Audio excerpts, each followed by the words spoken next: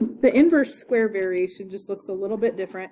It's called the inverse square because you're going to have an x squared. So just the inverse variation is y equals k over x. Inverse squared is y equals k over x squared. Now, the reason we do this separately is because it has an actual different look to the graph. You're still going to have branches like you did yesterday, but they're actually going to be right next to each other instead of diagonal from each other. So I'm just going to go through a little table with you guys to explain that. K would just represent a number. It could be positive or negative. And so we're just going to do y equals 2 over x squared. And I just picked some x values for us to try. So if I plug in 2 and the x value, or sorry, I'm plugging in negative 2 for x, it would be 2 over negative 2 squared. Now, what happens if I square negative 2? Like, what do you get? It becomes positive 4. So if I plug in a negative, this is actually going to be positive 1/2, because when I square it, it becomes positive. Same thing here. If I do 2 divided by negative 1 squared, that would be 2 divided by positive 1. When I square it, it's going to cancel out the negative. So this would actually be 2.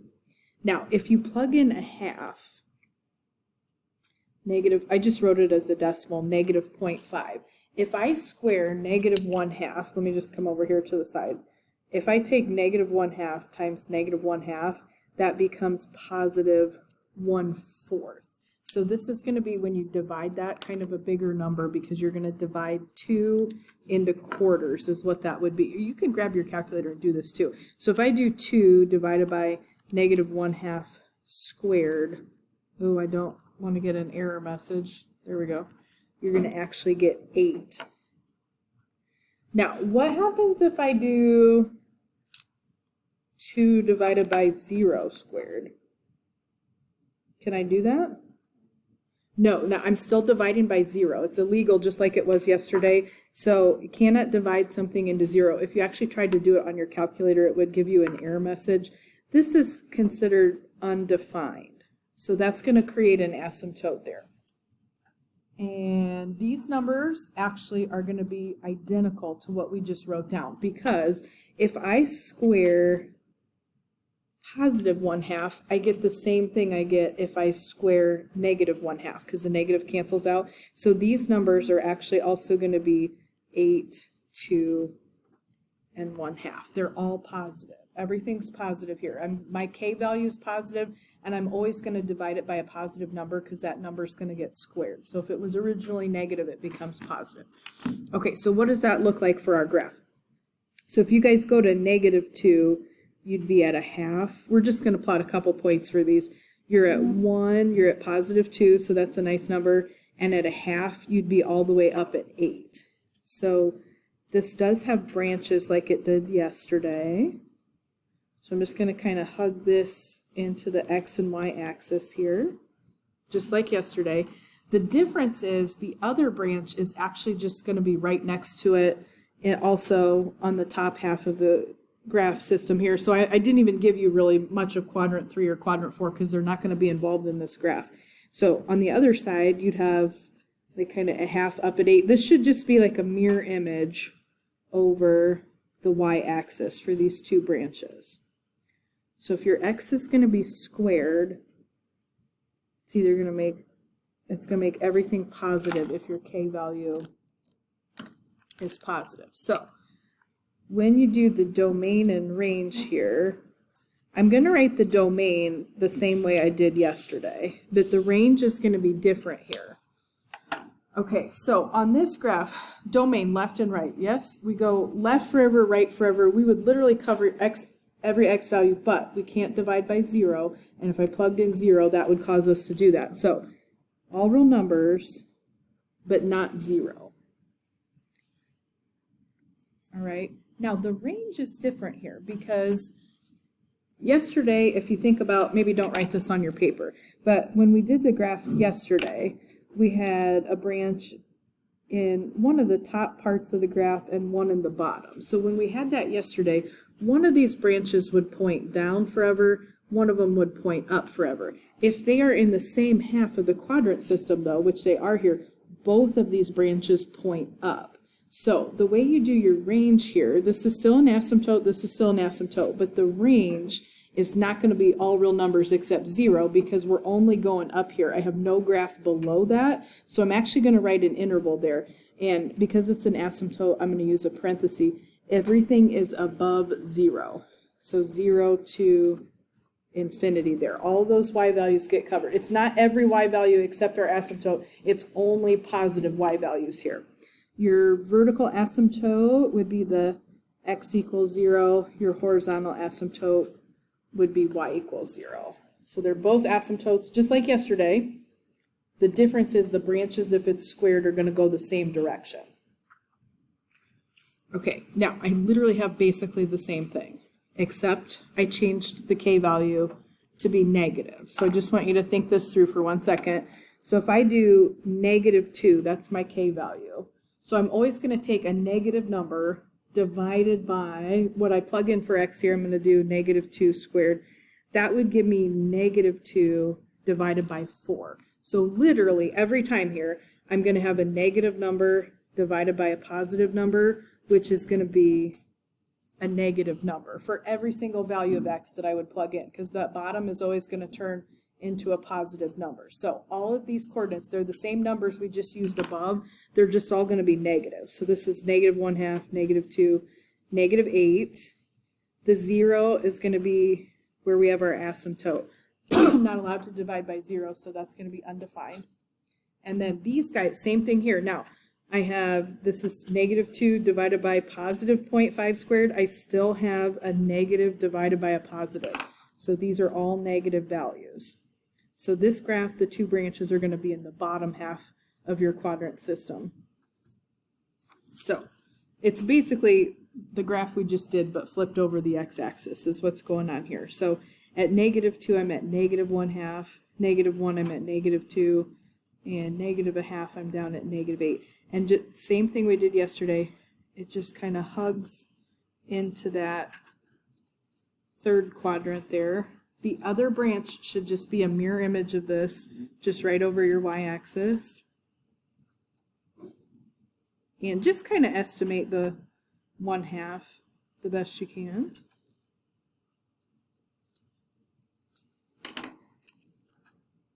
So these two branches just both are going to point down.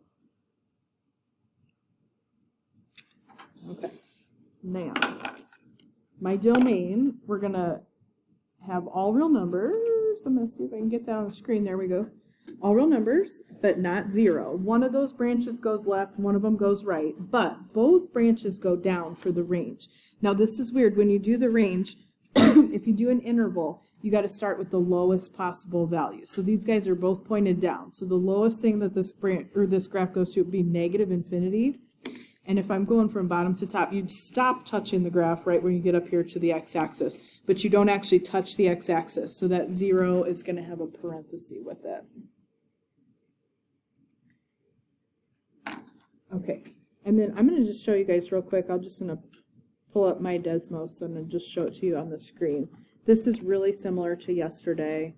If I do an inverse square, like if I, it's going to be -infinity because it's going to go down forever, and then that asymptote would stop the graph. So it's kind of flipped from what we just did on the one above.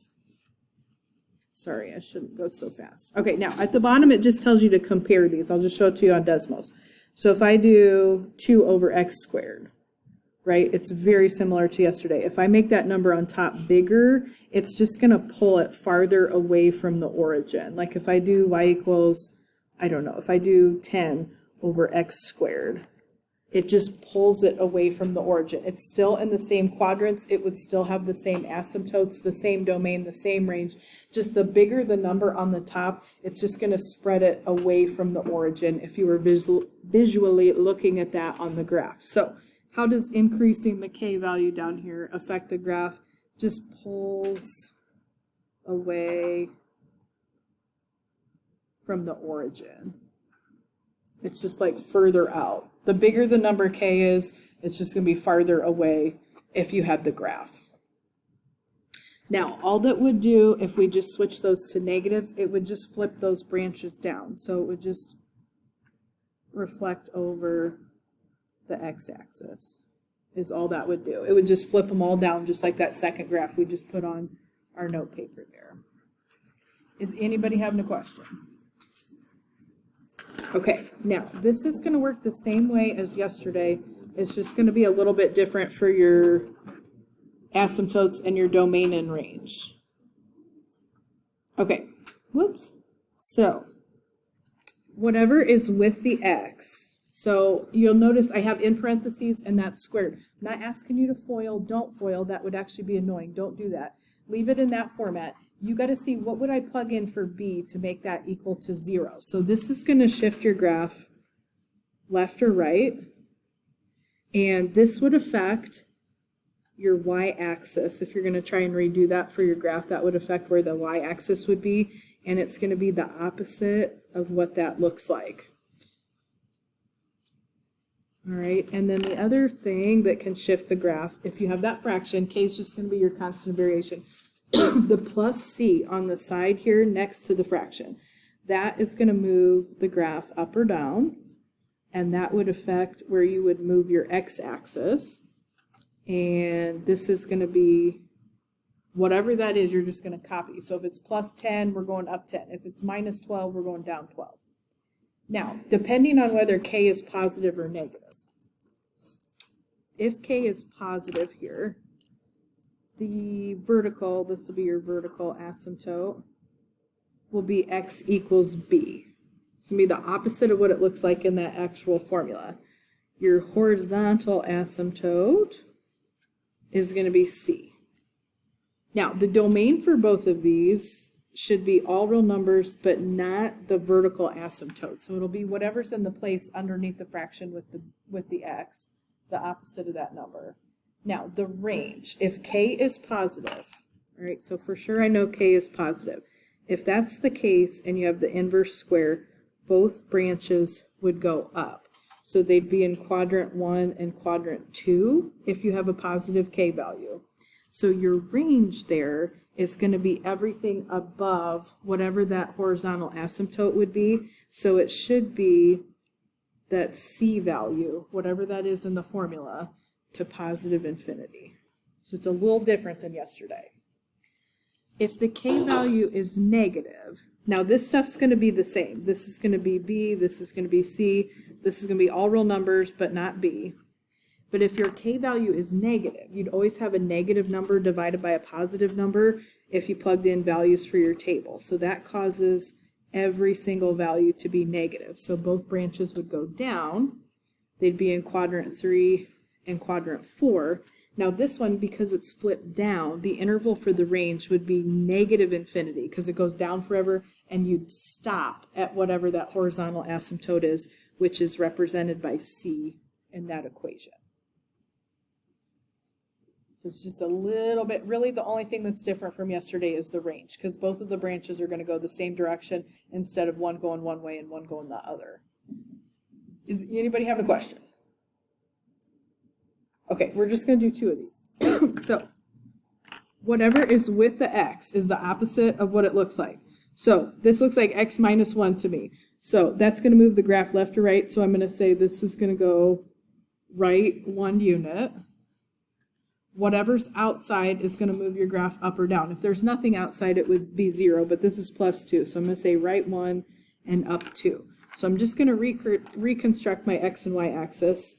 So, I'd have my vertical asymptote here at 1, and my horizontal asymptote is going to be at 2.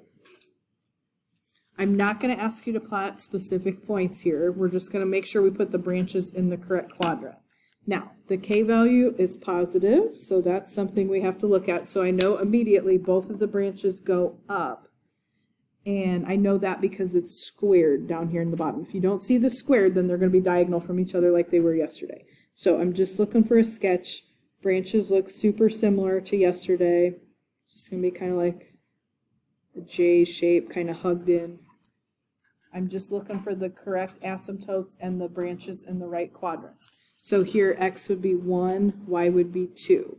Domain, everybody except, we can't plug in 1. That would cause you to divide by 0. And then for the range, this is different from yesterday. So you're not touching any part of that graph until you hop over the -2, and everything else is above that.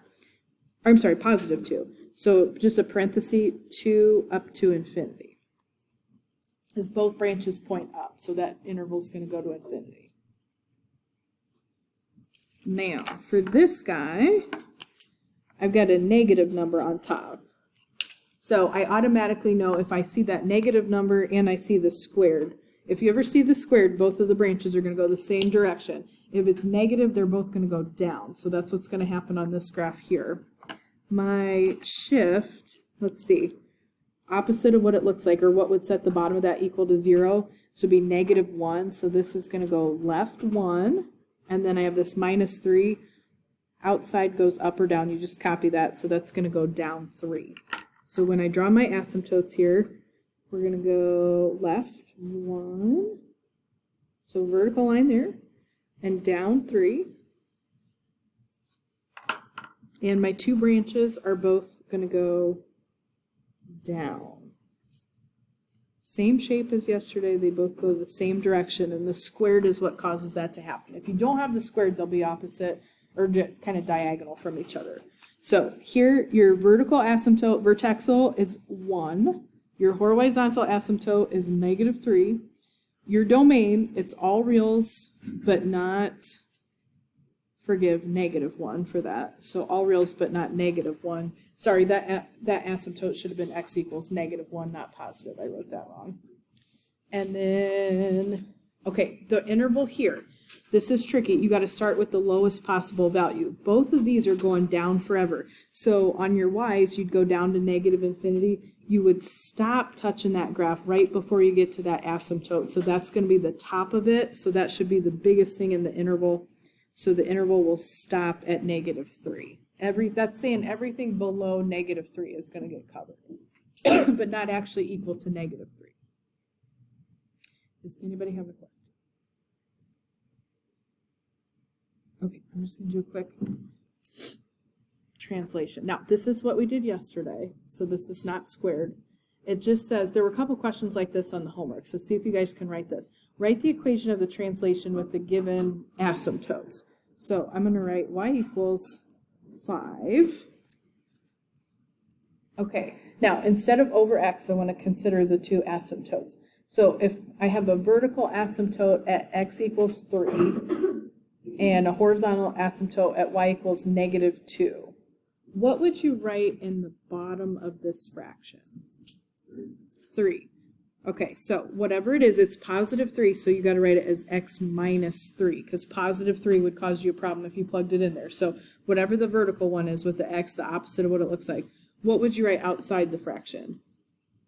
-2, just the -2 to the side. That's all you have to do. Okay, now this one, I'm going to start just y equals, just the 5 on the top. I'm just peeling that off from the directions. It just says the translation of y equals 5 over x, so that's where the 5's coming from. What would you put in the bottom of the fraction if you know your asymptotes are x equals 0 and y equals 3? What would go in the bottom? Just x, because it's not moving left or right. 0 would cause me a problem if I plugged it in there. What would you put to the side of the fraction? +3, that's it. That's it. Okay, now, these guys are what we did today, so it's just written a little tiny bit differently. I'm going to use some parentheses around the bottom. So I'm going to shift this. So this says, this is written out. It doesn't just give you the asymptotes. So it says 2 units left and 4 units down. So 2 units left, that's going to shift my y-axis. So 2 units left is going to be x equals -2 would be what would correspond to that. 4 units down, bless you, would be y equals, y equals -4. Sorry, that's a -4. All right, so I'm going to write y equals -5. What would you put in the bottom of this fraction?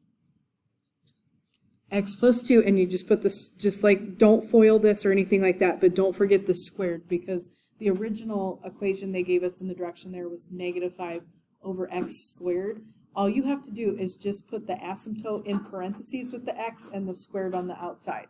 What would you put next to the fraction? -4. Done.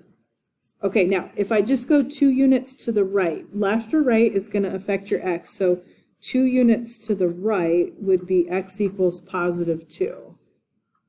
If I don't move up or down, then that means the y, the horizontal asymptote, would be 0. All right, so then whatever is with the x is the opposite of what it looks like. So to me that looks like a +2. You write x -2. That would get squared because we're shifting to squared here. And just to check, if I plugged in 2, that causes me a problem because it causes me to divide by 0. And then you absolutely don't have to write this. I'm actually going to write it with my highlighter. This would, because you're not moving up or down, you wouldn't have anything added or subtracted to the side. So the horizontal, whatever you're going up or down, that would be to the side. If you're not going up or down, you wouldn't have anything next to that fraction. Is anybody having a question? Okay. The homework should be really similar to this, and we have a ton of time today. So I'm going to let you guys start working on that.